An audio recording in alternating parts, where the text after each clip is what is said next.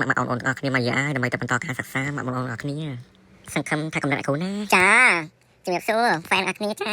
អត់មានប្រម៉ូសិនទិញពីឆ្វេងមកខាងស្ដាំណាមានប៉ុងតែត្រមិនឲ្យយាធ្លាក់អីក៏មានដែរបងមកអូនគ្នាថ្ងៃនេះគាត់ថាមានកិត្តិយសពិសេសដែលពួកម៉ាក់ជញ្ជើញមកមើលទីតាំងសម្រាប់កិច្ចធ្វើពិធីរបស់គេអូនមកអូនហើយគាត់ដែរចូលមកមិនដឹងថាតាមរំភើបតែម្ដងតែជាពិសេសមួយទៀតថងមកកន្លែងនេះជាពិសេសមែនតើបងគាត់ដែរចូលមកគឺឃើញជាមួយនឹងកិច្ចការតាំងមកគាត់របស់បុរាណបងអូនគ្នាហើយមានអូនគ្នាមួយណាដែលមានដូចអ្នកគ្រូគាត់តែឃើញចឹងហើយចង់ណាចង់តែងខ្លួនធ្វើជារំអប្សរាសមែនតើអូនគ្នាអើយហើយអ្នកគ្រូតែបានដឹងថាតាមប្រតិកម្មដែលតែងតែហៅថារបាំក្បាច់បុរាណខ្មែរបានចូលជាសម្បត្តិបេតិកភណ្ឌអរូបីរបស់មនុស្សជាតិរបស់អង្គការ UNESCO តាំងពីឆ្នាំ2007ខែវិច្ឆិកាឆ្នាំ2020ឆ្នាំ2023រំដល់22ឆ្នាំដល់អូនអើយចា